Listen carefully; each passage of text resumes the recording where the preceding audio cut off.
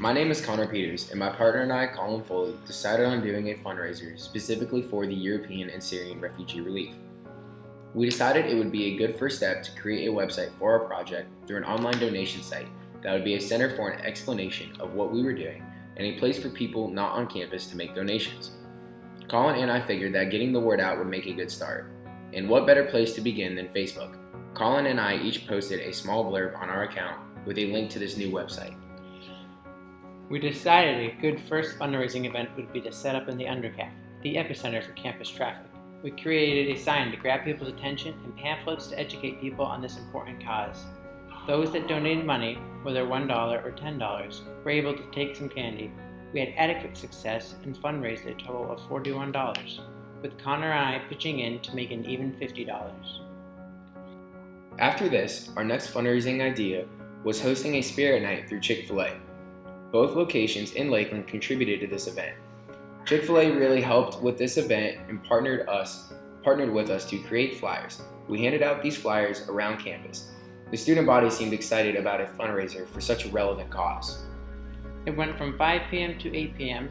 and it said if you said that you were with Samaritan's Purse, Chick-fil-A would direct you to place your receipt in a box. For every dollar spent, 20 cents went towards our fundraiser, and 20 cents adds up quick. Both Connor and I got our fraternity support in this event and showed up in numbers. We turned out having great success with this event, raising a total of $71.39. Colin and I did a lot of private fundraising as well beyond these two events, encouraging our close friends and brothers to support in this fund, and they helped immensely. When we found out about this project, our first decision was deciding between a fundraiser and a small business. We thought of starting a small business doing handyman work and labor-intensive jobs around households. We opted out of this idea for the fact that it is a high overhead, which really slimmed down our chances for success for only 2 months of running a small business. So with a fundraiser in mind, we had to decide, what should we fundraise for? There are so many different things out there, such as fundraising for education systems in third world countries, or fundraising to create wells in places that do not have clean water. We opted for something that is relevant, something that many people have knowledge about due to recent publicity. The Syrian refugee relief being all over the news in recent months, specifically when we started this fundraiser.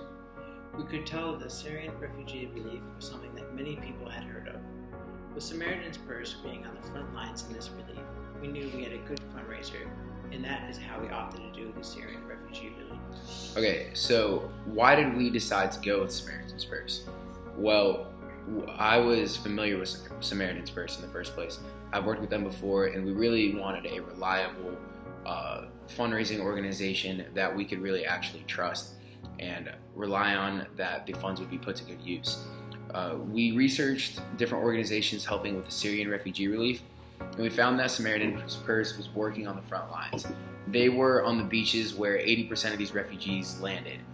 They would see 9 to 10 boats a day, and these boats would be containing 40 to 50 people, families just trying to run away and start new lives.